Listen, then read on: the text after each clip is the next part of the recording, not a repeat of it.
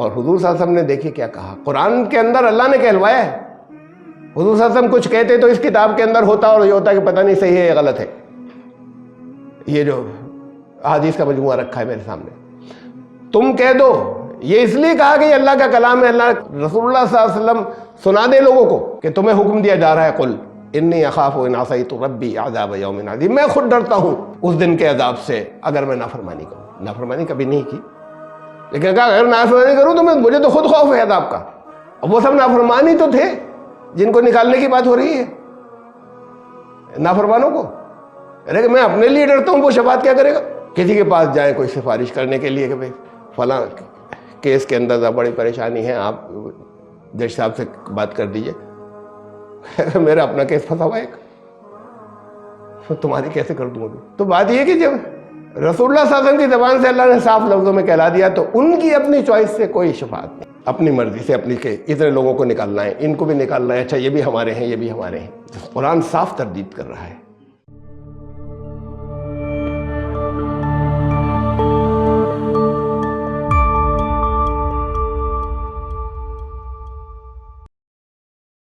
Subscribe the channel and press the bell icon to get an update. اعوذ باللہ من الشیطان الرجیم، بسم اللہ الرحمن الرحیم. قل ادعوا الذین زعمتم من دون اللہ لا یملکون مثقال ذرۃ فی السماوات ولا فی الارض وما لهم فیہما من شرک وما لہ منہم من ظہیر. تم یہ کہہ دو کہ تمہیں جن کا اللہ سے ہٹ کر، اللہ کو چھوڑ کر جن کا زوم ہے، وہ آسمانوں اور زمین میں ایک ذرے بھر کے مالک بھی نہیں ہیں. خالی مالک نہیں بلکہ ان دونوں میں کوئی تھوڑی بہت شرکت بھی نہیں ہے ان کی، اور نہ کوئی ان میں اللہ کی کسی طریقے سے مدد کرنے والا ہے آسمانوں و زمین کے انتظام میں. یہ سورہ سبا چل رہی ہے، اس کی آیت نمبر 22، سورہ 34 آیت 22، جہاں سے درس آج کا شروع ہو رہا ہے. قرآن کریم کا اصل موضوع ہی توحید ہے، یعنی اصل موضوع تو کہنا چاہیے کہ ہدایت ہے، انسان کی ہدایت، انسان کو اللہ سے جوڑنا. ہدایت تو یہی ہے. جو بنیادی عقائد کہلاتے ہیں ان میں ہم سمیٹتے ہیں جب تو 3 عنوانات آتے ہیں: توحید، آخرت، رسالت. اس میں بھی آخرت اصل میں توحید ہی کی تفصیل ہے، اور سمیٹے تو توحید پر آتے ہیں یہ سب، کہ وہی ایک ہے جس کو حساب دینا ہے اور جو فیصلے کرے گا. اور رسالت بھی اصل میں اسی کی تشریح ہے یا اسی کا ایکسٹینشن ہے توحید کا. انسانوں کے ہدایت کے لیے وہی ہے جس نے اپنے رسولوں کو بھیجا تھا. اصل تو بنیاد صرف وہی ایک ہے، ورنہ رسول انسان تھے، رسولوں پہ کیا ایمان لانا؟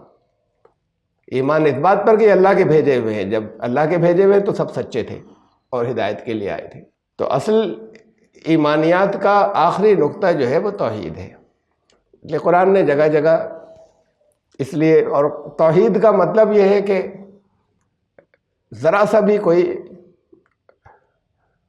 اس کی عبودیت میں، اس کی الوہیت میں، اس کے الہ ہونے میں کسی طرح کی بھی کسی کی شرکت نہیں ہے.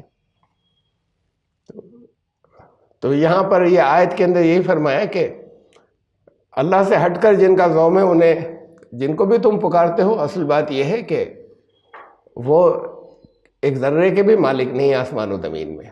نہ مالک ہیں، مالک تو ٹوٹل با اختیار ہوتا ہے، لیکن ان کی شرکت بھی نہیں ہے. ایک پروپرائٹرشپ ہوتی ہے، ایک پارٹنرشپ ہوتی ہے، کہ پارٹنر بھی نہیں ہے کوئی اس کے اندر، اور پارٹنر نہ ہو وہ خالی ذرا سے ہیلپ کر دیتے ہیں تو کوئی ہیلپر بھی نہیں. یہ بات بہت واضح کی. سورہ یوسف میں سے کہا تھا ایسے کہ جگہ جگہ ہے، لیکن میں نے ایک آیت لی ہے: ما تعبدون من دونہ الا اسماء سمیتموها انتم وآباؤکم.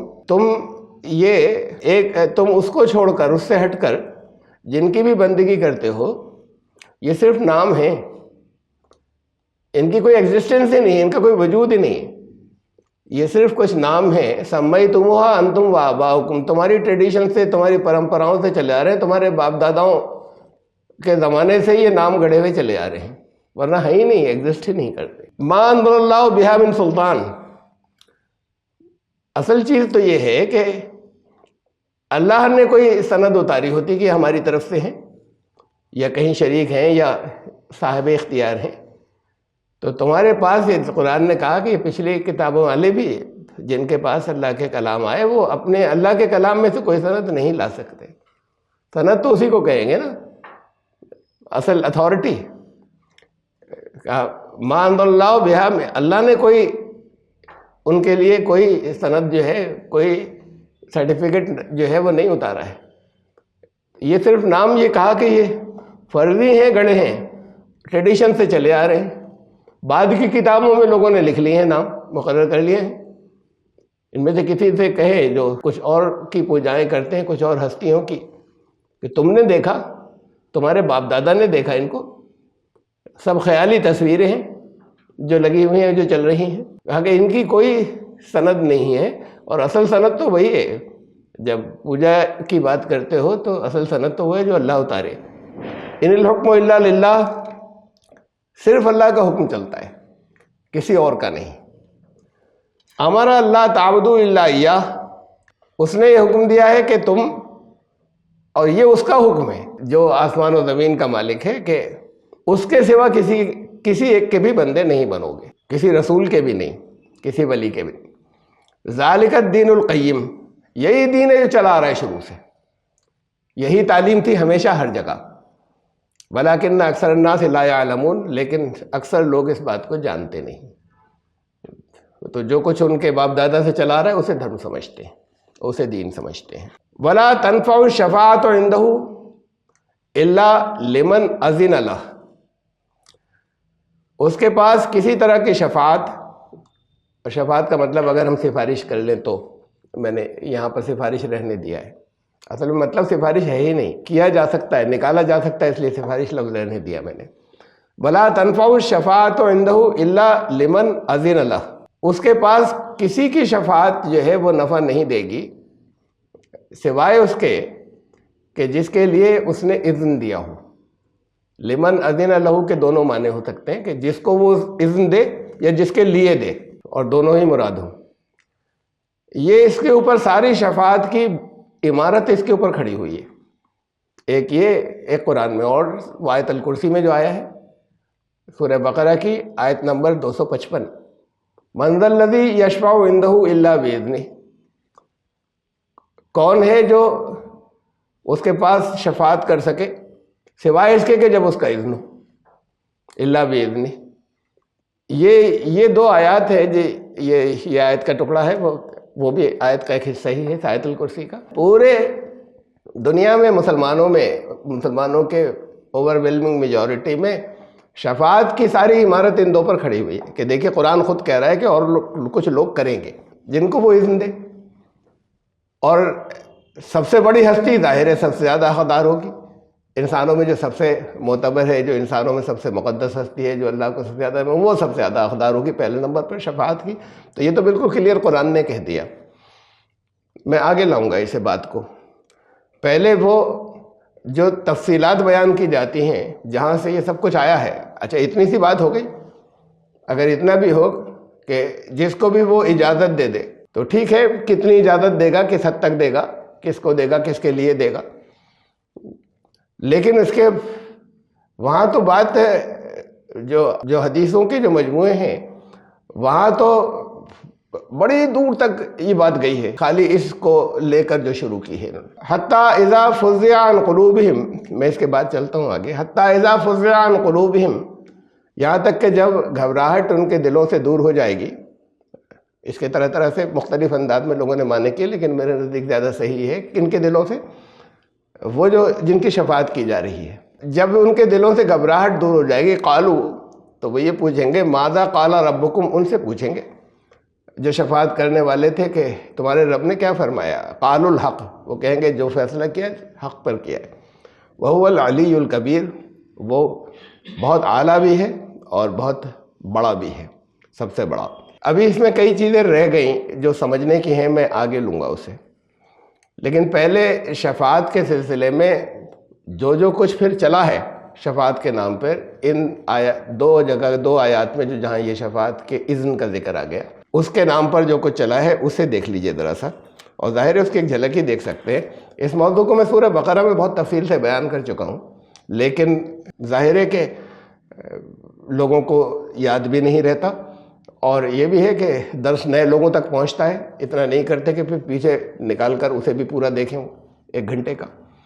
تو اس لیے اب یہاں پر پھر شفاعت کی تفصیلات ذرا سا دیکھ لیجیے تھوڑی سی۔ میں حدیثیں نکال کر آپ کو دکھاتا ہوں، یہ بخاری مسلم کی حدیث ہے، لمبی حدیث ہے بہت، میں اس کا تھیم سنا دوں گا آپ کو، خلاصہ بہت لمبی حدیث ہے، اور اس کے علاوہ بھی ایک آدھ اور سناؤں گا تو وہ بھی لمبی ہے، اس لیے میں پوری نہیں سنا رہا۔ یہاں سے شروع ہوتا ہے کہ حضرت انس سے روایت ہے، نبی کے رسول اللہ صلی اللہ علیہ وسلم، نبی صلی اللہ علیہ وسلم نے فرمایا، انہوں نے فرمایا، قالا یحبس المؤمنون یوم القیامت حتی یہموا بذالک، ان کو روک رکھا جائے گا قیامت کے دن یا میدان حشر میں لوگوں کو، یہاں تک کہ گھبراہٹ طاری ہو جائے گی سب کے اوپر۔ اب اس کے بعد یہ شروع کے الفاظ ہیں، یہاں سے یہ شروع ہوئی یہ روایت، یہ بخاری مسلم دونوں میں ہے، متفق علیہ کہلاتی ہے۔ اب اس کے بعد جو آگے چلیے کہ وہ ہر ایک پریشان ہوگا، فکر مند ہوگا کہ ہمارا کیا ہوگا۔ تو بھیڑ کی بھیڑ جو ہے وہ سوچے کہ کسی سفارشی کو لائیں، تو وہ سب پہنچیں گے حضرت آدم علیہ السلام کے پاس، حضرت آدم علیہ السلام سے کہیں گے کہ ان کی صفات بیان کریں گے بہت سی، اور اس کے بعد کہیں گے کہ آپ اللہ کے حضور ہماری شفاعت کر دیجئے۔ وہ کہیں گے میں تو اس قابل ہوں نہیں، اس لیے کہ میں نے اللہ کی نافرمانی کی تھی، مجھ سے گناہ ہو گیا تھا۔ تم لوگ وہ پہلے رسول تھے، حضرت پہلے شریعت والے تھے، حضرت نوح کے پاس جاؤ۔ پھر وہ ساری بھیڑ حضرت نوح کے پاس جائے گی، ان کو کہے گی، ان کو بتائے گی کہ آپ کا کتنا اونچا مقام ہے اور آپ ہماری شفاعت کر دیں۔ حضرت نوح علیہ السلام کہیں گے کہ شفاعت میں نہیں کر سکتا، اس لیے کہ میں نے اللہ سے ایک بات ایسی کہی تھی کہ جس کے اوپر جو غلط تھی، مجھے نہیں کہنا چاہیے تھا۔ میں نے ایک ایسی، آپ کے ہوگا ذہن میں، کہ اپنے وہ جسے وہ بیٹا سمجھتے تھے اس کو بچانے کی درخواست کی تھی، تو اللہ نے کہا کہ تم ایسی باتوں کا سوال مت کرو جس کا تمہیں علم نہیں ہے۔ تو اس کا حوالہ دیں گے وہ، اور کہیں گے کہ میں تو شفاعت نہیں کر سکتا، تم جاؤ، وہ تو خلیل اللہ ہے، حضرت ابراہیم، ان کے پاس جاؤ، تم لوگ اللہ کے دوست ہیں، سب لوگ حضرت خلیل اللہ کے پاس آئیں گے۔ ان سے جب کہیں گے کہ میں شفاعت کے قابل بچا نہیں، اس لیے کہ میں نے 3 بار جھوٹ بولا، اب میں شفاعت کیسے کروں۔ یہ جھوٹ والا جو قصہ ہے، ایک آدھ دفعہ کہیں کسی جگہ میں نے پڑھا کسی کو کہتے ہوئے، جب اس کے اوپر اعتراض ہوئے، اس کے جواب میں کسی کو کہتے ہوئے سنا کہ یہ حضرت ابراہیم کہہ رہے ہیں، رسول اللہ صلی اللہ علیہ وسلم نے تھوڑی کہا۔ ارے شروع تو بات رسول اللہ صلی اللہ علیہ وسلم سے کروائی جا رہی ہے کہ رسول اللہ صلی اللہ علیہ وسلم نے یہ سب بتایا، یہ تفصیلات بتائیں، ورنہ وہ خود ہی کہہ دیتے کہ یہ بات غلط ہے بالکل، اس کا حوالہ کیوں دیتے۔ بہرحال انہوں نے، اور ایک مقام پر اور ہے کہ جہاں ڈائریکٹ رسول اللہ صلی اللہ علیہ وسلم کی زبان سے اسے چھوڑے،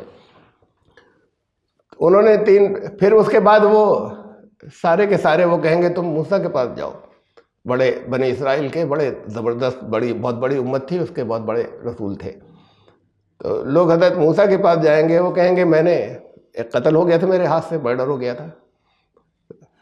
آپ کو سب کو واقعہ معلوم ہوگا کہ اس وقت نبی بھی نہیں تھے، اور انہوں نے انصاف کے لیے کیا تھا، ان کے خیال میں وہ ظلم کر رہا تھا، قبطی جو ہے بنی اسرائیل کے ایک آدمی کے اوپر انہوں نے اس کو مارا، یعنی ایک ہی ہاتھ مارا تھا، لیکن وہ جس جگہ پہ وہ قتل کرنے کے ارادے سے نہیں تھا، لیکن وہ بے ڈھب یا کسی ایسی جگہ پڑا ہو کہ اس کی موت ہو گئی۔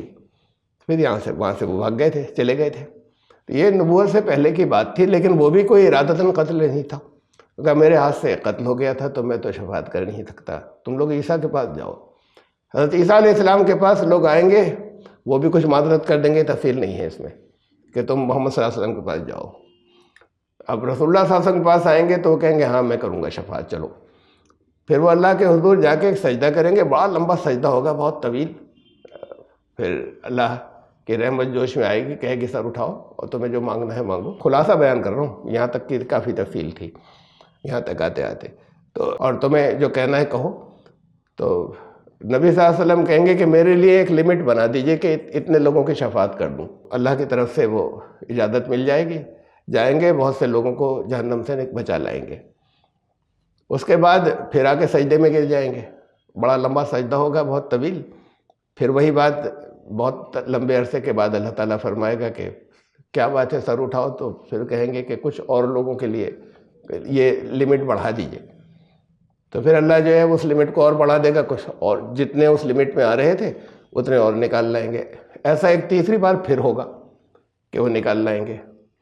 اور پھر کہیں گے کہ باری تعالیٰ اب تو اس کے بعد کے الفاظ میں اس میں سے بتا دوں. اب فرمایا آپ نے کہ اس کے بعد میں اس جماعت کو دوزخ سے نکلوا کر جنت میں داخل کراؤں گا، یعنی دوزخ میں جا چکے ہوں گے، یہاں تک کہ دوزخ میں سے ان کے علاوہ کوئی باقی نہیں رہ جائے گا جن کو قرآن نے روکا ہوگا، جن کے بارے میں قرآن نے کہہ دیا کہ یہ نہیں بچیں گے، آخری فیصلہ جن کے بارے میں کر دیا ہے، تو ان کے علاوہ کوئی نہیں بچے گا.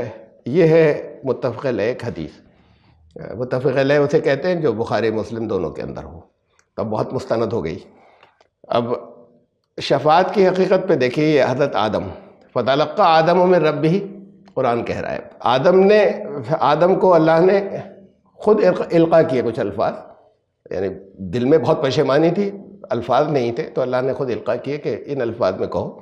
فتاب علیہ، اللہ نے توبہ قبول کر لی. وہ تو کہنا ہی اس میں کہ بھائی ایسی دو اپلیکیشن، تو کہنا ہی یہ تھا کہ تمہیں معاف کر دیتے ہیں. پہلی بات تو یہ بھی نبی ہونے سے پہلے تھا. یہ جہاں پہ ہوا تھا آدم زمین پر نبی تھے، انی جاعل فی الارض خلیفہ، زمین پر سے ان کی نبوت اسٹارٹ ہو رہی تھی. تو یہ کہا کہ تم جاؤ اترو، اما یاتینکم منی ھدی فمن تبع ھدایا فلا خوف علیہم ولا هم یحزنون. اب رہنمائی آنی شروع ہوگی، تم جاؤ زمین پر، میرے پاس سے ہدایت آنی اسٹارٹ ہوگی، جو اس کی پیروی کرے گا نہ خوف ہوگا نہ غم. تو پہلی بات تو یہ نبوت سے پہلے کا واقعہ ہے ان کے. کیا ہے ان کی کوئی تمثیلی بات ہے، بالکل ایسے ہی ہے، کیا اس پر ہم جاتے نہیں. لیکن جہاں سے ان کو ہدایت آنی شروع ہوئی جس جگہ سے، اور جہاں نبوت دی گئی انسانوں کے درمیان میں، اس سے پہلے کی بات ہے. اس سے پہلے کی بات بھی ہے کہ اللہ نے اپنے کلام میں واضح کر دیا کہ میں نے توبہ قبول کر لی. ایک خطا ہوئی، توبہ کر لی. توبہ قبول کرنے کے بعد باقی نہیں رہتا گناہ. جب اللہ نے اعلان کر دیا قرآن میں کسی خاص ہستی کے لیے کہ ان کی توبہ قبول کر لی، تو جنرل بات ہوتی تو اس میں دیکھتے کہ ہم آ رہے ہیں نہیں آ رہے ہیں، فلاں آ رہے ہیں نہیں آ رہے ہیں. کہا کہ ان کی توبہ قبول کر لی تو اس کے بعد کوئی داغ بچتا ہی نہیں. وہ تو خود اللہ کی مصلحت تھی، جیسے جو کچھ بھی ہوا تھا، ایک امتحان وہ جو تھا. خیر، یہ حضرت نوح کا ہے. حضرت نوح نے جب اللہ نے کہا کہ تم ایسی کیوں بات کر رہے ہو، تمہیں جس بات کا علم نہیں اس کا سوال کر رہے ہو، تو انہوں نے جواب دیا قال رب انی اعوذ بک ان اسألک ما لیس لی بہ علم. میں آپ کی پناہ چاہتا ہوں، مجھے علم نہیں تھا جس بات کا، میں نے اس کا سوال کر لیا. وَإِلَّا تَغْفِرْ لِي وَتَرْحَمْنِي أَكُن مِّنَ الْخَاسِرِينَ. تو اور آپ کی رحمت کی ضرورت ہے، آپ کی مغفرت کی ضرورت ہے، ورنہ میں تو بہت بالکل تباہ ہو جاؤں گا. تو اب یہ نبی کی عظمت کی بات ہے کہ انہیں علم نہیں تھا، معلوم نہیں تھا. اللہ نے کچھ بتایا تو انہوں نے کہا کہ میں تو غلط سوال کر لیا. تو اللہ کہا کہ ٹھیک ہے جاؤ، معاف کیا. تو الہی یا نوح اہبط بسلام منا، جاؤ تمہارے اوپر ہماری طرف سے سلامتی، وبرکات علیک، اور کشتی سے اترنا پھر ہماری برکتوں کے ساتھ، ہماری سلامتی کے ساتھ. تو یہ اللہ کا سرٹیفکیٹ آ گیا. اصلاً تو وہ بھی کوئی غلطی نہیں تھی جس چیز کا علم نہیں تھا. اور بہرحال پھر اب اللہ نے کہا، انہوں نے اس کے اوپر، یہ نبوت کے درجے کی بات تھی کہ انہوں نے اس کے اوپر بھی کہا کہ مجھ سے بہت بڑی غلطی ہو گئی. اللہ نے کہا کہ کوئی غلطی نہیں، جاؤ سلامتی رہے گی، برکت رہیں گی تمہارے اوپر. حضرت ابراہیم نے 3 بار جھوٹ بولے. اس سے بڑا جھوٹ شاید کبھی بولا ہی نہیں گیا مسلمانوں کی انبیاء کی تاریخ کے اندر، کہ حضرت ابراہیم نے 3 بار جھوٹ بولے. کوئی یعنی نبوت مل نہیں سکتی کوئی اگر جھوٹ بولتا ہو تو. اور وہ بھی جو کچھ بیان ہوتا ہے وہ اس کی تفصیلات میں لا چکا ہوں پہلے، اس لیے یہاں نہیں رکھ رہا. وہ جو کچھ بھی بیان ہوتا ہے اس کے وہ معنی نہیں ہیں، کیا تفصیلات ہیں یہ گزر چکی ہیں.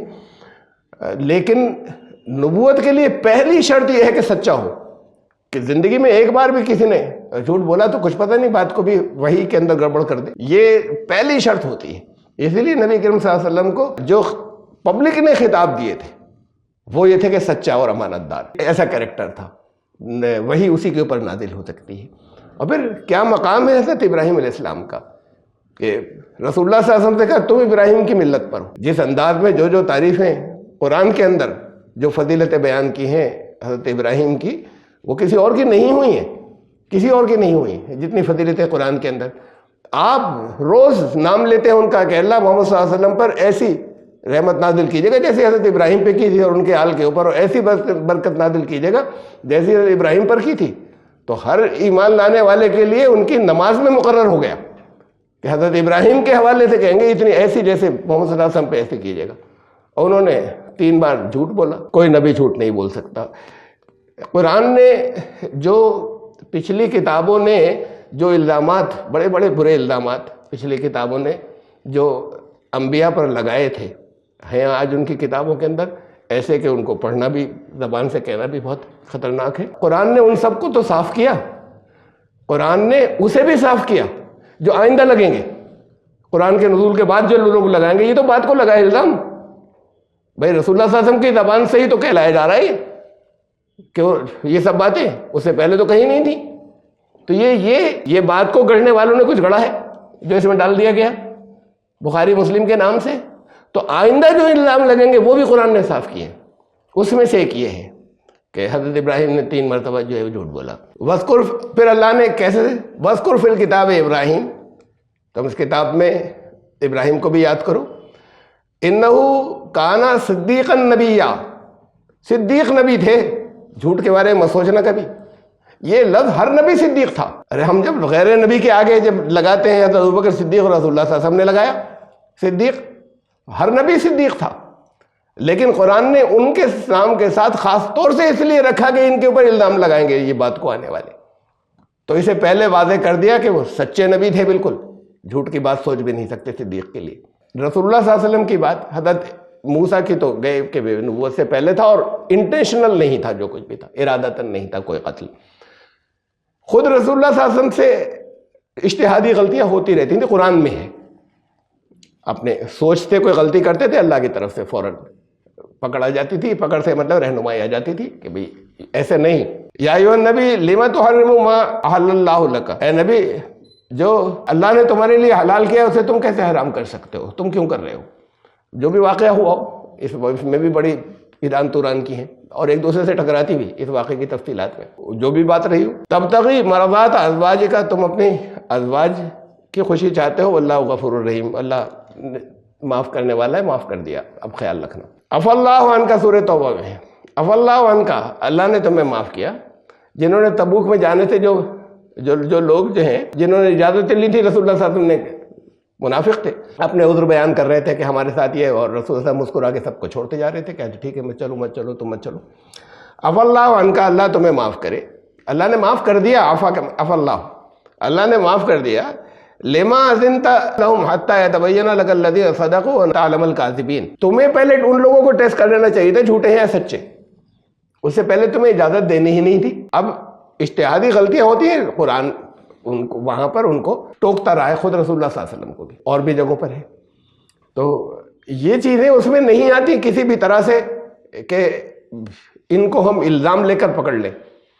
تو بہرحال حضور صلی اللہ علیہ وسلم کے لیے تو کوئی کہتا نہیں ایسی بات، پچھلے نبیوں کے لیے، اور ان لوگوں نے، پچھلی کتاب والوں نے کیسی کیسی باتیں کہیں، ہم بھی یہ کہتے چلے آ رہے ہیں، اور وہ گندی باتیں وہ بھی ہماری تفسیروں میں ہیں جو کہیں گئی ہیں، بہت سی تفسیروں میں ہیں وہ بھی، ان تفسیروں میں جنہیں تفسیر معصور کہا جاتا ہے، کہتا ہے ان سے نہیں ہٹنا ہے، انہی سے لینا ہے، ورنہ تفسیر بالرائے ہو جائے گی۔ اب الفاظ یہاں سے شروع ہوتے ہیں، میں نے عربی میں سنائے تھے آپ کو، اس روایت کے شفاعت والی جو ہے بخاری اور مسلم دونوں میں جو ہے، یحبس المؤمنون یوم القیامت حتی یہموا، یہ میں نے پڑھ کے سنایا تھا آپ کو عربی میں بھی۔ قیامت کے دن ایمان لانے والوں کو روک لیا جائے گا، ایمان لانے والوں کو روک رکھا جائے گا، یہاں تک کہ ان پہ بڑی گھبراہٹ جو ہے وہ طاری ہو جائے گی بذالک، اس سے فیقولون لو استشفعنا الی ربنا فیریحنا من مکاننا فیاتون آدم، اور اس پہ بڑی گھبراہٹ چاہے تو وہ آپس میں بات کریں گے کہ کاش ہم اپنے رب کے حضور کسی سے سفارش کروا سکتے جو ہمیں یہاں سے نکال لیتا، تو وہ حضرت آدم کے پاس آئیں گے، ایمان والے ہیں یہ سارے، تو حضرت آدم کے پاس پہنچیں گے، اور باقی میں سنا چکا آپ کو پورا کہ پھر حضرت آدم کے بعد وہ منع کریں گے، حضرت نوح کے پاس وہ منع کریں گے اپنے اپنے عذر بتا کے، اور آخر میں رسول اللہ صلی اللہ علیہ وسلم کریں گے اور سب کو نکال لیں گے اور کہیں گے اب تو اتنے نکال لیے کہ اب جو بچے ہیں وہ ہیں جنہیں قرآن نے روکا ہے، اس کے علاوہ میں سب کو نکال لایا۔ اب اس پر ذرا سا آگے چلیے، اسی روایت پر قیامت کا دن ہے جو چل رہا ہے، اس میں یعبث المؤمنون یوم القیامت، الفاظ قیامت کا دن ہے۔ رسول اللہ صلی اللہ علیہ وسلم جہنم سے بچا لیں گے، یہ بھی ہے اس میں آیا آخر میں، وہ اپنی سفارش سے بچا لائیں گے، جا کے نکال لائیں گے 3 مرتبہ میں سب کو۔ اب اس میں یہ نکالنا کب ہوا ہے؟ سب گھبرائے ہوئے ہوں گے، سفارشوں کی تلاش میں ہوں گے، حضور کے پاس آئیں گے، نکالیں گے۔ نکالنا ہوا کب ہے؟ یہ جنت یا جہنم میں بھیجے جانے سے پہلے نکالنا ہے یا بعد کو؟ سارے لوگ اکٹھے ہوں گے، کہاں ہوں گے؟ ایمان لانے والے جو باری باری سب کے پاس جا رہے ہوں گے۔ اچھا، ایک سوال تو یہ ہے، اس سوال کو بھی سمجھتے چلیے، یہ کب کی بات ہے؟ یہ قیامت کے دن میں، یہ جنت یا جہنم میں جا چکے ہیں۔ جنت کیا مطلب؟ جنتی جو ہے وہ ہے، جہنمیوں کو نکالیں گے نا، یہی کہا کہ نکال لائیں گے جہنم میں سے۔ آپ کو میں نے سنائی کہ ایک بار نکال کے لائیں گے، پھر سجدہ کریں گے، پھر اللہ کہے گا اور کہیں گے میری لمٹ بڑھا دیجئے، پھر اور لوگوں کو لائیں گے، پھر اور لوگوں کو لے آئیں گے، سب کو نکال لائیں گے ایمان لانے والوں میں سے، مطلب ایمان کے دعوے داروں میں سے۔ دوسری ایک اس کے اندر ہے کہ جس کے اندر رتے رائے کے دانے کے برابر بھی ایمان ہوگا، سب کو نکال لائیں گے۔ جس نے ایک بھی عمل، کوئی ایک بھی زندگی میں اچھا عمل نہیں کیا ہوگا، وہ بھی بچ جائے گا۔ یہ اور دوسری روایات میں۔ تو یہ ہے کب کی بات؟ بات شروع ہو رہی ہے کہ سب پہ بڑی گھبراہٹ کا عالم طاری ہوگا، قیامت کے دن کی بات ہے۔ اب یہ بھاگے بھاگے اب جہنم میں سے جا رہے حضرت آدم کے پاس، حضرت نوح کے پاس، اور سارے نبیوں کے پاس، اور رسول اللہ صلی اللہ علیہ وسلم کے پاس۔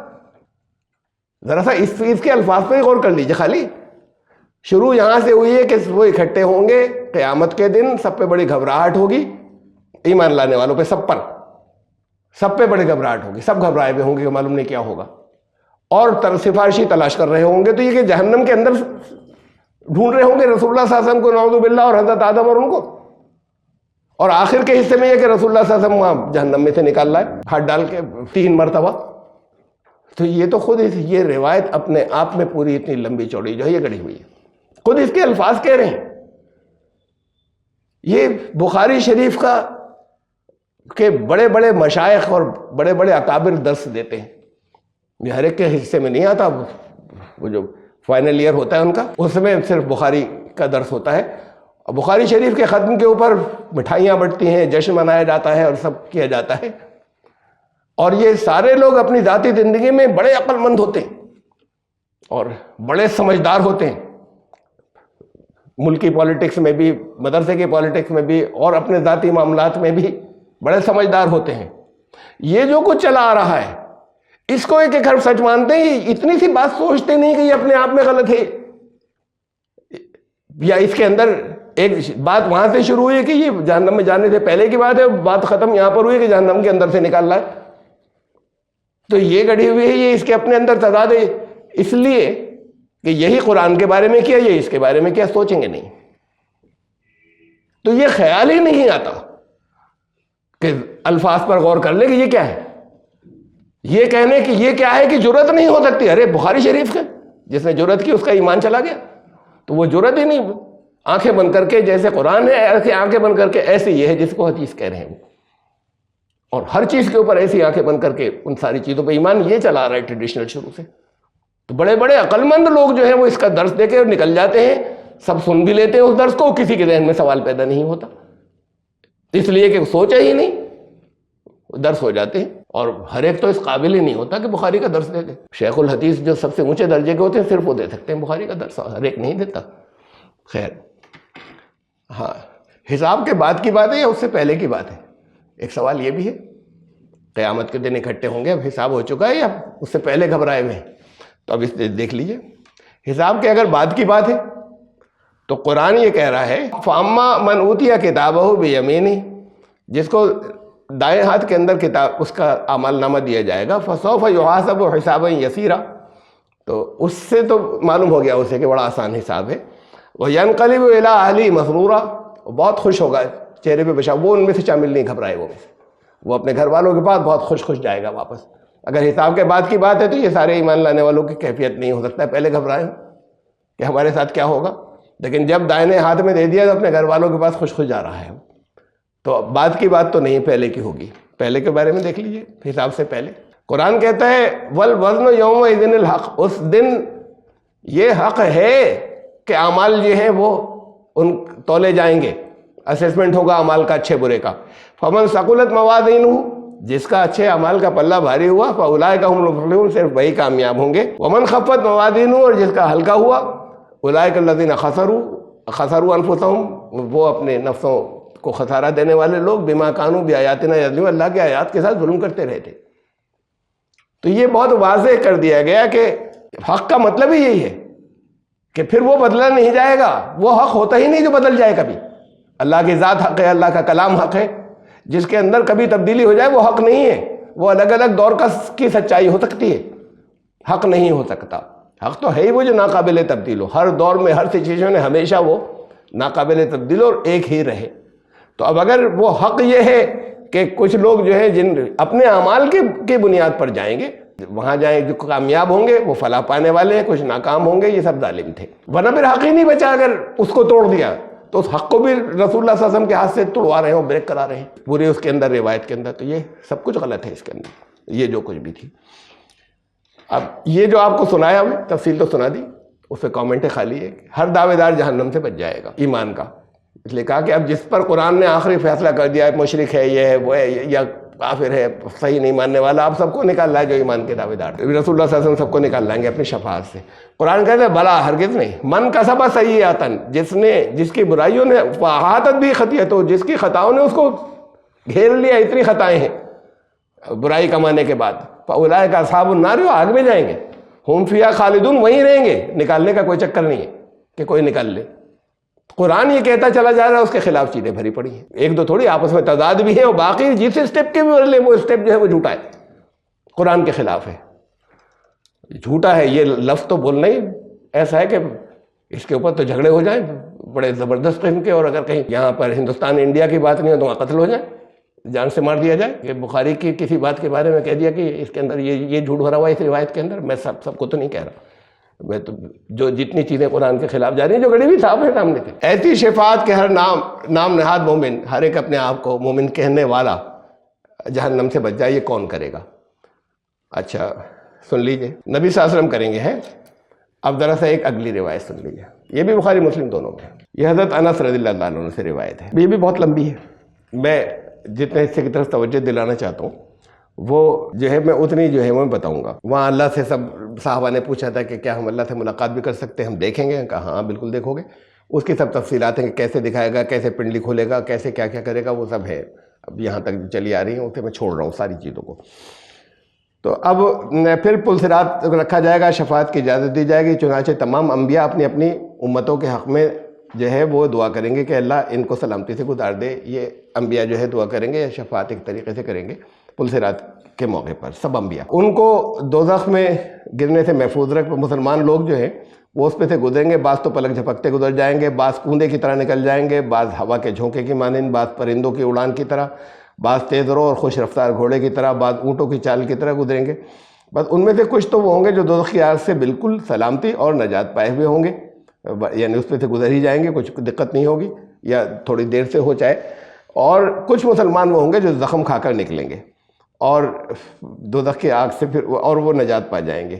لیکن اس کے بعد کچھ اور بھی رہ جائیں گے، کچھ مسلمان وہ ہوں گے جو پارا پارا کیے جائیں گے، ٹکڑے ٹکڑے، اور دوزخ میں دھکیل دیے جائیں گے۔ اب اس کے بعد کی بات ہے کہ جب تو قسم ہے اس ذات پاک کی جس کے دستے، رسول اللہ صلی اللہ علیہ وسلم فرما رہے ہیں، قسم ہے اس ذات پاک کی، فرما تو سکتے ہی نہیں، تو مطلب ان کا نام لیا جا رہا ہے، اس ذات پاک کی جس کے دست قدرت میں میری جان ہے، تم میں سے کوئی بھی شخص ظاہر و ثابت حق کے حصول میں اتنی شدید جدوجہد سختی نہیں کرتا جتنی شدید جدوجہد مومن قیامت کے دن اپنے بھائیوں کے نجات کے لیے کریں گے، اللہ کے حضور میں کریں گے جو دوزخ میں ہوں گے۔ وہ مومن کہیں گے ہمارے پروردگار، یہ لوگ ہمارے ساتھ نماز پڑھتے تھے، ہمارے ساتھ حج کرتے تھے، ان کی نمازیں ہماری طرح ہوتی تھی، حج ہماری طرح سے ہوتے تھے، بس ان کو بھی دوزخ سے نجات دلا دے۔ تو کہا جائے گا کہ جاؤ، اور جن لوگوں کو تم اپنی مذکورہ شہادت کی روشنی میں تم نے جن کے لیے کہا ہے، جنہیں پہچانتے ہو نکال لاؤ جو تمہارے ساتھ نماز پڑھتے تھے، حج کیا تھا، تو دوزخ کو ان کے اوپر حرام کر دیا جائے گا، چنانچہ وہ مومن بہت سے لوگوں کو جہنم سے نکال لائیں گے۔ پھر کہیں گے اے پروردگار جن لوگوں کو تو نے دوزخ سے نکالنے کا حکم دیا تھا، یعنی نماز، زکوٰۃ اور حج والے، ان میں سے اب دوزخ میں کوئی بھی باقی نہیں رہا۔ اللہ تعالیٰ فرمائے گا اچھا پھر جاؤ اور ہر اس شخص کو بھی دوزخ سے نکال لو جس کے دل میں تم دینار برابر بھی نیکی پاؤ، بس وہ مومن جائیں گے اور بہت سے لوگوں کو جہنم سے نکال لائیں گے۔ اس کے بعد پھر اللہ تعالیٰ ان سے فرمائے گا کہ اب ہر ایک اس کو نکال لو جس کے دل میں آدھے دینار برابر بھی نیکی پاؤ، تو پھر وہ جائیں گے اور ان کو بھی نکال لائیں گے۔ پھر اللہ تعالیٰ حکم دے گا کہ اب اس شخص کو تو نکال لاؤ جہنم سے جن کے دل میں تم نیکی کے ذرے برابر بھی کوئی چیز پاؤ، پھر وہ جائیں گے، ان سب کو بھی نکال لائیں گے۔ وہ کہیں گے پروردگار ہم نے جہنم میں بھلائی کو باقی ہی نہیں رہنے دیا، یعنی حد نکال لائے، اگر رائی کے دانے برابر بھی تھی ان سب کو ہم نکال کے لا چکے۔ اللہ تعالیٰ فرمائے گا کہ فرشتوں نے شفاعت کر لی، پیغمبروں نے بھی کر لی اور مومنوں نے بھی کر لی۔ اب پھر اس کے بعد اللہ کہے گا اب وہ اللہ مٹھی بھر کے باقی سب کو بھی نکال لے گا جنہوں نے کبھی ایمان کا نام بھی لیا تھا، تو چاہے وہ ایمان ان کے دل میں ذرہ برابر بھی نہ ہو، لیکن نام لیا تھا، باقی پھر اپنی مٹھی سے نکالے، کہے گا یہ تو تم سب کر چکے، اب میں نے نکال لیا۔ یہ کون کر رہا ہے شفاعت؟ یہ نہ اولیاء کر رہے ہیں نہ انبیاء کر رہے ہیں، یہ شفاعت ساری جو ہے یہ وہ لوگ کر رہے ہیں جو پل صراط سے گزر گئے۔ وہ کہیں گے ہم باری تعالیٰ ہمارے ساتھ روزہ رکھنے والے، ہمارے ساتھ نماز پڑھنے والے، حج کرنے والے جہنم میں، ہم کیسے چلے جائیں جنت میں؟ تو وہ کہے گا کہ جاؤ یہ کر لو۔ اس کے بعد وہ جس کے دل میں رائی کے دانے کے برابر بھی ایمان تھا ان کو نکال لائے گا۔ اس کے بعد پھر اللہ تعالیٰ جو ہے ان کو نکال لے گا، بالکل جلے بھنے ہوں گے، یہ الفاظ ہیں، جلے بھنے ہوں گے، اور لیکن پھر وہ تر و تازہ ہو جائیں گے اللہ کے نکالنے کے بعد سے، جن کے دل میں رائے کے برابر بھی نہیں ہے لیکن انہوں نے ایمان کا اپنے آپ کو کہا تھا۔ تو اب سب نکل گئے۔ کس نے کیا یہ؟ جنرل ایمان والوں نے، عام لوگوں نے، جو اچھے لوگوں نے، نیک لوگوں نے، جو پل صراط سے گزر گئے تھے۔ اس کے بعد گنجائش کہاں بچ رہی ہے کہ رسول اللہ صلی اللہ علیہ وسلم کریں اور حضرت آدم کریں اور حضرت ابراہیم کریں اور کون کرے شفاعت؟ یہ تو سب کو تو یہی نکالنا ہے۔ یہ بھی بخاری مسلم کی ہے۔ اچھا اسی روایت میں ہے کہ فرشتے کر چکے سفارش، انبیاء کر چکے، حضور کا ذکر نہیں، انبیاء پچھلی میں ہے کہ باقی انبیاء نے منع کر دیا تھا، یہ کہہ رہے فرشتوں نے کی اور نبیوں نے کی، اور باقی سب نے معذرت کر لی تھی کہ ہم نہیں کر سکتے۔ اب ایمان لانے والوں میں نکل لی، کوئی بچا نہیں۔ اس میں یہ ہے کہ آخر تک حضور صلی اللہ علیہ وسلم نکال رہے ہیں، اس سے پہلی والی جو پڑھی تھی، یہاں یہ آخر تک یہ لوگ نکال رہے ہیں۔ کس کو مانا جائے؟ اور دونوں بخاری مسلم کی ہیں۔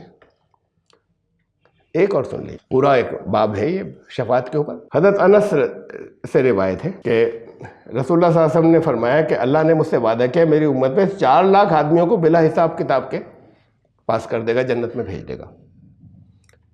حضرت ابوبکر تھے وہاں پر، کہنے لگے کہ یا رسول اللہ بڑھا دیجئے نا کچھ۔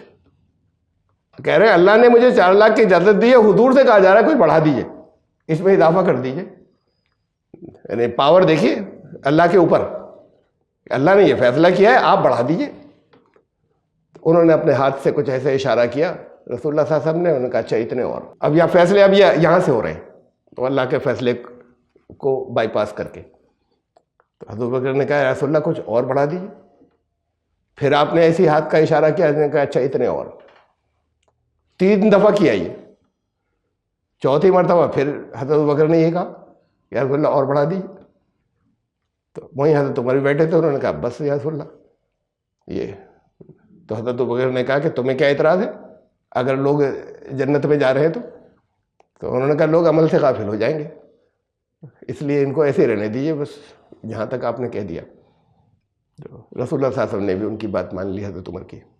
یہ ہے، میں نے مفہوم بتایا آپ کو روایت۔ یہ شرح السنہ میں ہے، وہ دونوں بخاری مسلم میں تھیں، دونوں میں۔ اب مذاق دیکھیے، یعنی یہ دین ہے۔ اللہ نے کہا کہ اللہ نے میرے لیے ایک فیصلہ کیا، اللہ کا وعدہ۔ رسول اللہ صلی اللہ علیہ وسلم کیا کریں گے ذرا یہ بھی دیکھ لیجیے۔ قرآن میں کہیں وہ اس کی بات کو ہم کریں گے؟ کون ہے جو اس کے حضور شفاعت کرے سوائے اس کے اذن کے؟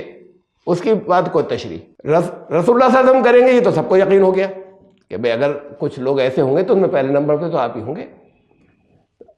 حضور یہ لفظ کہیں نہیں آیا کہ محمد صلی اللہ علیہ وسلم شفاعت کریں گے، یہ آیا ہے کہ وہ پکڑوائیں گے۔ جس کے رائی کے دانے برابر بھی ایمان ہوگا اس کو نکال لیا جائے گا۔ قال الرسول یا رب ان قوم اتخذوا هذا القرآن مهجورا۔ رسول اللہ صلی اللہ علیہ وسلم وہاں اپیل کریں گے اللہ سے کہ یہ لوگ تھے جنہوں نے قرآن کو بالکل چھوڑ رکھا تھا، جکڑ رکھا تھا بھی مانے ہیں کہ چھوڑ رکھا تھا بھی۔ یہ ہیں لوگ.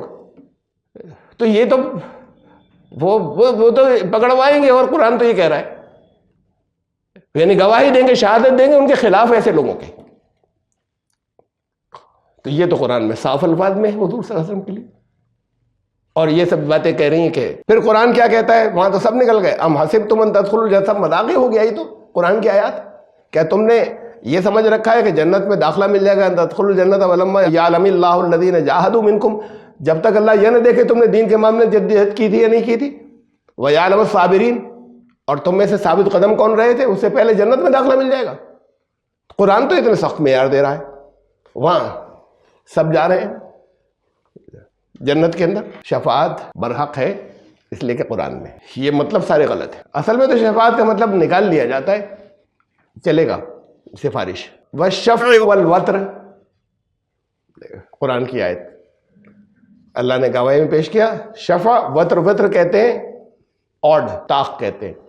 شفع کہتے ہیں 2 4 6 ساتھ میں کوئی ہو, یہ لفظی معنی. تو ساتھ کوئی کھڑا ہو گیا, اسے شفع کہتے ہیں. شاید ساتھ میں کھڑے ہوں گے کہیں مختلف گواہی. ایک گواہی تو ابھی گزری کہ رسول ہی گواہی دیں گے ان کے بارے میں کہ یہ وہ لوگ تھے کہ جنہوں نے قرآن کو بالکل جکڑ دیا تھا یا نکال دیا تھا. ہم سفارش کے معنوں بھی لے سکتے ہیں, اس پر بحث نہیں ہے, میں نہیں کرنا چاہ رہا. لیکن دیکھیے ہوگی کیا یہ آیت کا حصہ یہ تھا, وَلَا تَنْفَعُ الشَّفَاعَةُ عِنْدَهُ إِلَّا لِمَنْ أَذِنَ لَهُ, جن کو اذن ملے گا ان کے سوا کسی کی شفاعت نفع نہیں دے گی. لمن کا مطلب دونوں کے لیے, شفاعت کرنے والے جن کو اذن ملے گا. شفاعت کن کی جائے وہ طے نہیں کریں گے, کن کی جائے کن کی کر دیں, جن کے لیے اذن ملے گا. اب اذن کا ذہن مفہوم سمجھ لیجئے, آپ کے ذہن میں کیا آتا ہے. نکاحوں میں اذن لیا جاتا ہے نا, بھائی تمہیں قبول ہے, لڑکی سے لیتے اس سے نکاح ہو رہا ہے تمہارا, تمہیں منظور ہے, قبول ہے, وہ کہہ دیتی قبول ہے, اذن لے لیا. پرمیشن, اجازت, ایسے ہی بولتے ہیں نا. سورہ بقرہ آیت 102 درمیان کا ٹکڑا ہے. فَيَتَعَلَّمُونَ مِنْهُمَا مَا يُفَرِّقُونَ بِهِ بَيْنَ الْمَرْءِ وَزَوْجِهِ, یہ وہ ہے جس کے اندر حضرت سلیمان علیہ السلام سے متعلق آیت. بہرحال وہ جن کے ہاروت و ماروت کا جو افسانہ مشہور تھا, قرآن نے جہاں اس کی تردید کی ہے, تو وہ لوگ جو ہے وہ ان دونوں سے سیکھتے تھے شوہر اور بیوی میں جدائی کی چیزیں. وَمَا هُمْ بِضَارِّينَ بِهِ مِنْ أَحَدٍ إِلَّا بِإِذْنِ اللَّهِ, اذن لفظ آیا, اور وہ کسی کو نقصان نہیں پہنچا سکتے تھے. اصل بات تو یہ ہے سوائے اس کے کہ اللہ کا اذن ہو. اجازت کسے کہتے ہیں؟ اجازت تب کہتے ہیں ہم وہاں سے کچھ پوچھیں, اجازت ہے. اور اگر میں کہوں یہ کرو تو اجازت نہیں ہوتی, حکم ہوتا ہے. وہ اللہ باذن اللہ, وہ کسی کو نہیں نکال سکتے جب تک اللہ کا حکم نہ ہو. کہ اللہ اجازت لے گا پہلے, ذرا اجازت دے دی, یا وہ اجازت لے رہے ہیں جو یہ چیزیں کر رہے ہیں. اللہ کے اذن کے بغیر نہیں, اللہ کے حکم کے بغیر نہیں. اور دیکھیے سورہ آل عمران آیت نمبر 145, وما کان لنفس ان تموت الا باذن اللہ, اللہ کے اذن کے بغیر کسی نفس کو موت نہیں آ سکتی. پوچھتے ہیں اللہ مر جاؤں یا نہیں, پھر اللہ اجازت دے دیتا ہے. پوچھے ہی نہیں تو پھر وہ تو زندہ رہیں گے ہمیشہ. اجازت کو تو یہی مطلب ہے کہ نہیں دی اجازت, اس نے لی ہی نہیں ہم نے, یا اللہ اجازت لے رہا ہے کہ بھئی تیار ہو یا نہیں. وہ کوئی کسی نفس کو موت نہیں آ سکتی جب تک اللہ کا اذن نہ ہو, اللہ کا حکم نہ ہو, اللہ کا فیصلہ نہ ہو. پرمیشن کی بات تھوڑی ہو رہی ہے. اس لیے میں نے اس ترجمے میں اذن لفظ رکھا تھا, ابھی حکم نہیں وہاں پہ لکھا تھا, یا اس لیے کہ سب تو سفارش سمجھتے. یہ ہے بندہ الذی یشفع عنده الا باذنہ, اللہ جس کے بارے میں حکم کرے گا, ان کی اجازت کا سوال نہیں ہے کہ آپ اجازت مانگ رہے ہیں. ابھی اور دیکھیں سورہ النساء آیت نمبر 64, وما ارسلنا من رسول الا لیطاع باذن اللہ. اذن آ گیا. رسول, ہم نے جس رسول کو بھی بھیجا وہ اس لیے بھیجا کہ اللہ کی اجازت سے اس کی اطاعت کی جائے, اللہ کے حکم سے. اللہ نے حکم دیا ہے کہ رسول کی اطاعت کرنا, اطیعوا اللہ واطیعوا الرسول, اجازت تھوڑی یہ حکم ہے. اللہ کی اطاعت کرو, رسول کی اطاعت کرو. تو سب جگہ تو یہ. اب اسے سمجھ لیجئے کہ جب اللہ کے لیے لفظ اذن کی بات آتی ہے تو اس کا مطلب حکم ہوتا ہے, اجازت نہیں ہوتی. بندوں کے معاملے میں اذن کی جب بات ہوتی ہے تو اس کا مطلب یہ ہوتا ہے کہ اجازت لے لو. یہ فرق ہے دونوں میں. تو جہاں جہاں کہیں یہ اللہ کے لیے آیا وہاں پر یہ حکم کے معنوں میں ہے. اجازت نہیں. اجازت تو ہوتے کہتے ہیں بھائی تیار ہیں آپ مرنے کے لیے؟ نہیں پلیز. اللہ اجازت لے گا یا وہ اجازت لیں گے کہ صاحب اجازت دے دیجیے مر جاؤں؟ اللہ کا حکم ہے, اللہ کا فیصلہ ہے, موت آ گئی. قرآن میں جہاں جہاں اذن لفظ اللہ کے لیے آیا ہے وہاں پر اس کے معنی حکم کے ہیں, وہاں پرمیشن کے نہیں ہیں, جسے ہم اجازت کہتے ہیں.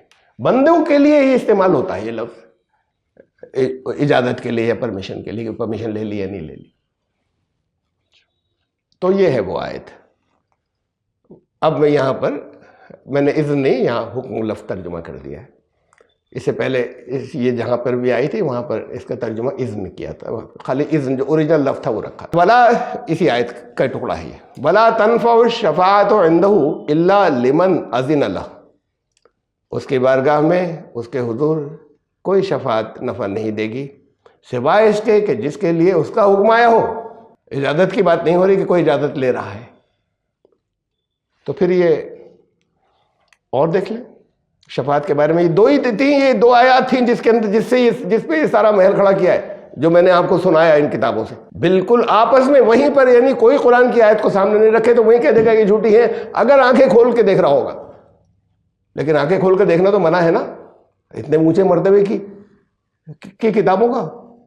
اللہ نے کہا قرآن کو آنکھیں کھول کر دیکھو, سمجھ کر پڑھو گے, وہ بھی منع ہے. یہ شفاعت کے لیے انہی دونوں آیتوں میں تھا جس پر یہ سب کچھ کیا ہے. اور دیکھ لی چند ایک آیتیں شفاعت کی, وہاں پر اذن کی بات نہیں ہے. قل للہ شفاعت جمیعا, یہ سب اللہ کا اختیار ہے, جمیعا سب کے لیے, ٹوٹل اختیار شفاعت کا اللہ کے ہاتھ میں. وہاں پر اذن کا مطلب جہاں یہی اختیار کی بات ہے کہ جس کو حکم دے دے. لہو ملک السماوات والارض, سارے آسمان اور زمین اسی کے کنٹرول میں تو ہیں, اسی کے لیے تو کر رہے ہیں جو کچھ کر رہے ہیں. اور حضور صلی اللہ علیہ وسلم نے دیکھیے کیا کہا قرآن کے اندر, اللہ نے کہلوایا ہے. حضور صلی اللہ علیہ وسلم کچھ کہتے تو اس کتاب کے اندر ہوتا اور یہ ہوتا کہ پتہ نہیں صحیح ہے یا غلط ہے.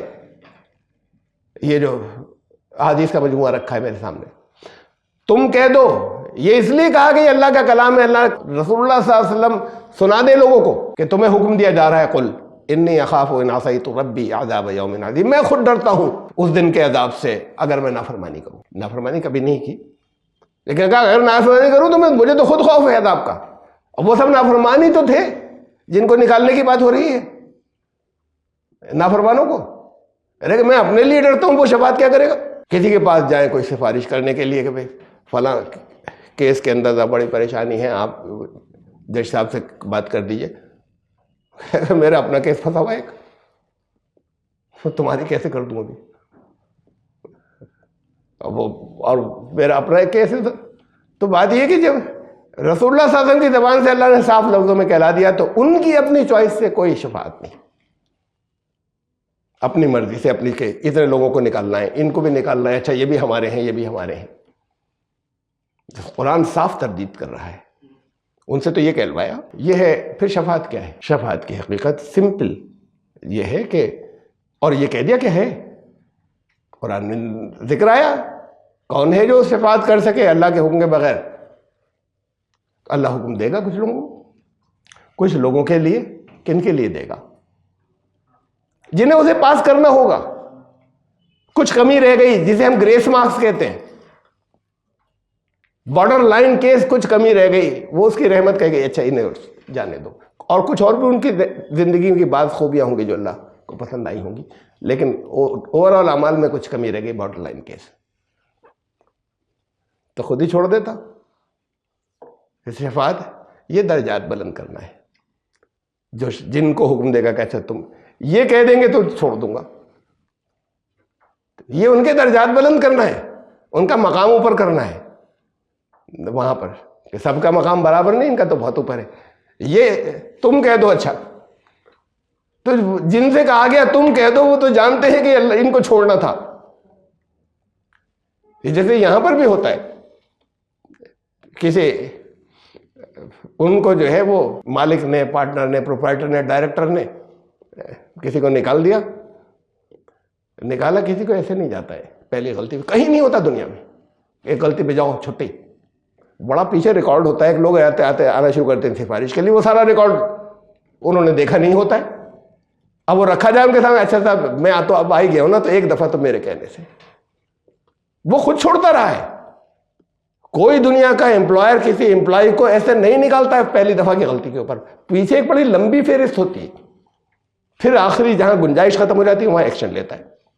اب سفارشیں شروع ہو جاتے ہیں آنے، تو ان سفارشوں کو تو چھوڑیں، اب جو کچھ بھی ہوا وہ رویا پیٹا، تو اب وہ جس سیکشن میں تھا اس کے مینیجر کو کہا اچھا یہ چھوڑ دیں، تو اس لیے کہ گڑبڑ تو وہی کی تھی نا،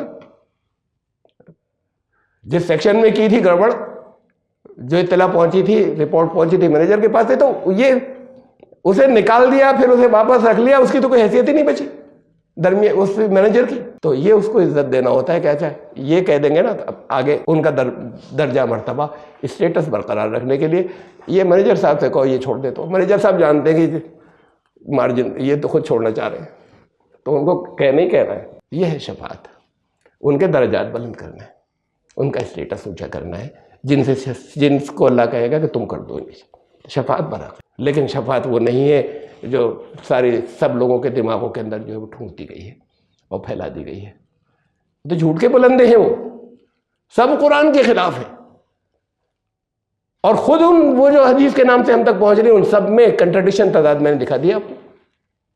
کوئی سٹینڈ ہی نہیں کرتی اگر آنکھیں کھول کر پڑھیں تو، کہ یہ کیا ہے، اور اس کو کبھی ایکسپلین بھی نہیں کر سکتے۔ کہیں کہیں کسی نے کی ہے کوشش، اگر آپ ان کوششوں کو دیکھ لیں نا تو وہ ہونے لگے، دل متلانے لگے گا کہ وہ جیسے اس کو لیپا پوتی کی گئی ہے کہ نہیں یہ یوں ہوا ہوگا تو یوں ہوا ہوگا تو یوں ہوا ہوگا، تو دونوں ٹھیک ہیں، وہ بات بھی ٹھیک ہے یہ بھی بات بھی ٹھیک۔ وہ سمجھدار لوگوں کے، عقل والوں کے لیے، صاف ستھرے ذہنوں کے لیے وہ قابل قبول نہیں ہوتی۔ نہیں عام لوگ تو جانتے ہی نا، ہم نے نکال کر بتایا۔ اور اصل میں تو بڑی بھیڑ جو ہے وہ اس کو ٹچ ہی نہیں کرتی، اور کسی کے ذہن میں نہیں آتا، کسی طالب علم کے بھی، اور اگر آتا بھی ہوگا کسی کے تو سوال کی ضرورت نہیں کہ سوال کر لے، وہاں تو سننا ہے اور وہی لکھنا ہے۔ امتحان جو حضرت نے دس دیا اس سے الگ کچھ لکھ دیا تو اس کے نمبر کٹ جائیں گے، اگر کچھ اور اچھی بہتر تو اگر تفصیل سمجھ میں آئے تو نمبر کٹ جائیں گے۔ نرسری کے بچوں کے ساتھ ہوتا ہے یہ، پہلی دوسری کلاس کے بچے کے جو ٹیچر ہوتے ہیں جس لیول کے اوپر، وہ یہی ہوتا ہے کہ جو یاد کرا دیا وہی لکھنا ہے۔ اب ظاہر ہے کہ بہت اونچے کوالیفائڈ نہیں ہوتے، چھوٹی کلاس کے بچے کے لیے بہت بڑے ہوتے ہیں، بڑی عزت ہوتی ہے۔ اب وہ گھر آتے ہیں، اب گھر میں دیکھا اس کے میم نے یہ بیٹا یہ ایسے نہیں ایسے یاد کر لو، ان کا نہیں میم نے کہا ہے، انہیں کی بات ٹھیک ہے، وہ ہماری نہیں سنتا، وہ میم کی سنے گا، ان کی صحیح ہے، انہوں نے جو بتایا، تو اس کے دل میں تو اتنا اونچا مقام ہوتا ہے۔ لیکن بہرحال ان کی کوالیفیکیشن کم ہوتی ہے بہت سے پیرنٹس کے مقابلے میں، جو اپنے بچے کی پروگرس دیکھ رہے ہیں بہت سو کے مقابلے میں ان کی کم ہوتی ہے کوالیفیکیشن، کہیں سیب ہو سکتا ہے۔ یہ ان کی ہدایت یہ ہوتی ہے جو میں نے بتایا وہ لکھنا۔ اب اگر اس نے جو سمجھایا ہے اگر وہ صحیح لکھ دیا تو نمبر کٹ جائیں گے۔ یہ ٹریننگ چلی آ رہی ہے نرسری کے بچوں والی، ان سب کے اندر جو امت کے رہبران بنتے ہیں۔ پھر ظاہر ہے کہ حشر کیا ہوگا، قرآن نے کہا ہر ایک انڈیپینڈنٹ غور کرے، سوچے مجھ سے مس ہو جائے گی، آپ پکڑ لیں گے کہ یہ کیا ہے، جب غور کریں گے تب۔ اور ہمارے لیے مشعل راہ ہیں، بہت سی چیزیں ہم قرآن کی ہدایات پر ہم عمل نہیں کر سکتے، جو کچھ ہمیں رسول اللہ صلی اللہ علیہ وسلم سے ملا اس کے بغیر، لیکن آنکھیں کھلی رکھ کر کے کیا، اور یہ آنکھیں کھلی رکھ کر بہت سی آپ ایسی پکڑ لیں گے۔ اس میں ایک شرط یہ بھی ہے کہ قرآن کی کسی محکم آیت سے محکم کا مطلب وہ جو سبجیکٹ ٹو انٹرپریٹیشن نہیں ہے، وہ جس کی کوئی اور تشریح نہیں کی جا سکتی، یہی مطلب ہوگا بس۔ قل الحق من ربکم، کہہ دو تمہارے رب کے پاس سے حق آ گیا۔ فمن شاء فلیؤمن، اب جو چاہے وہ ایمان لائے، ومن شاء فلیکفر، جو چاہے کفر کرے۔ اس کے کوئی دو ترجمے ممکن ہی نہیں دنیا میں، سب نے ایک ہی کیا ہے، یہ محکم آیت ہے۔ بعض جگہ اختلاف کہ نہیں اس کا تو مفہوم یہ نکلتا ہے یا ترجمہ یہ نکلتا ہے، یہ ہو سکتا ہے، اس کا دنیا میں سب نے ایک کیا ہے، کچھ اور ترجمہ ہی نہیں ہو سکتا۔ اب جہاں شاء آتا ہے یا اللہ نے چاہا کہ یغفر لمن یشاء ویعذب من یشاء، جسے چاہتا ہے ہدایت دے دیتا ہے، جسے چاہتا ہے خود ہی بھٹکا دیتا ہے اللہ۔ تو یہی محکم آیت کی روشنی کے اندر اس کے دو ترجمے ممکن ہیں، وہ محکم نہیں ہے، وہ اس کے دو ترجمے ممکن ہے۔ جو چاہتا ہے، جیسے چاہتا نہیں، جو چاہتا ہے اس کو رہنمائی، اس کی رہنمائی کرتا ہے، جو نہیں چاہتا اس کا قانون گمراہی کی طرف بھیج دیتا ہے، جو خود ہی نہیں چاہتا۔ اور یہ نہیں کرتے ترجمہ، یہ محکم کے مطابق ہے، محکم آیت کے وہ ترجمہ کرتے ہیں جس میں قرآن کی آیتوں میں ٹکراؤ اور تضاد آ جائے۔ کنٹرڈکشن محکم آیت سے. یہ تو قرآن کے سلسلے میں یہ ایسے ہے نا کہ کوئی چلا رہا ہے پہلے سے ایسے ہی بتاتے ہوئے, جنہوں نے بھی چیزیں کہیں گڑبڑ کی ہے یا یہ کہ بہرحال ذرا کم سمجھ کے ساتھ کہیں پر ہو گیا اور وہ چلا آ رہا ہے تو ویسے ہی سب آج تک بھی چلے گا. ہم آج یہ اس کی تشریح زیادہ تھی اس لیے 2 آیت ہوئی. سورہ بقرہ کی میں ہو چکی ہے تشریح کی آیت نمبر 255 میں, شاید اس سے تھوڑی زیادہ ہو. آیت نمبر 23 وَلَا تَنْفَعُ الشَّفَاعَةُ عِنْدَهُ إِلَّا لِمَنْ أَذِنَ لَهُ, کوئی کسی طرح کی شفاعت یا سفارش اس کے نفع نہیں دے سکتی سوائے اس کے کہ جس کے لیے اس کا اذن ہو, اس کا حکم ہو. حتیٰ اذا فُزِعَ عَنْ قُلُوبِهِمْ, یہاں تک کہ وہ لوگ جن کے دلوں کے اندر جو ہے وہ گھبراہٹ ہوگی, جب وہ گھبراہٹ دور ہو جائے گی ان کی, جن کے ذرا سا کچھ, تو پھر وہ پوچھیں گے کہ کچھ کہا بھی تمہارے رب نے ان سے شفاعت کرنے, ماذا قال ربکم, تمہارے رب نے کیا کہا. یعنی ان کو پیشی کی اجازت نہیں ہوگی, ان کے فیصلے تو یہاں ہو رہے ہیں. وہ کوئی بیٹھا ہوا تھوڑی سب کے سامنے وہاں. جو اچھے ایمان لانے والے ہیں ممکن ہے ان کے سلسلے میں یہ ہو, ہم نہیں جانتے, اس میں الگ الگ اقوال ہیں کہ جو مضبوط ایمان لانے والے ہیں اس کے پسندیدہ ان کو اجازت ہوگی دیدار الہی کی, اس پہ بھی کچھ قول ہیں, اسے چھوڑیں ہم. لیکن ان کو تھوڑی ہوگی. یہ بارڈر لائن کیس جو تھے ان کے تو فیصلے ہو رہے ہیں, کرنے والے کر رہے ہیں, تو وہ پوچھیں گے شفاعت کرنے والوں سے کہ اب ذرا سے یہ کر کے آئے ہیں تو گھبراہٹ دور ہوگی, اللہ کے حکم سے کر کے آئے ہیں تو گھبراہٹ ذرا دور ہوگی, لیکن پھر بھی پوچھیں گے کہ کیا فرمایا. وہ کہیں گے کہ حق فرمایا, وقالوا الحق, وہ اس نے جو فیصلہ کیا بالکل وہ کیا جو حق کے مطابق ہے. وہو العلی الکبیر, وہ سب سے اعلیٰ بھی ہے اور وہ سب سے بڑا بھی ہے, اس کو اختیار ہے. ہم آیت نمبر 23 ہے یہ, اب آئندہ زندگی رہی تو اسی صورت کی سورہ سبا کی آیت نمبر 24 سے پھر اگلا درس. سبحان اللہ.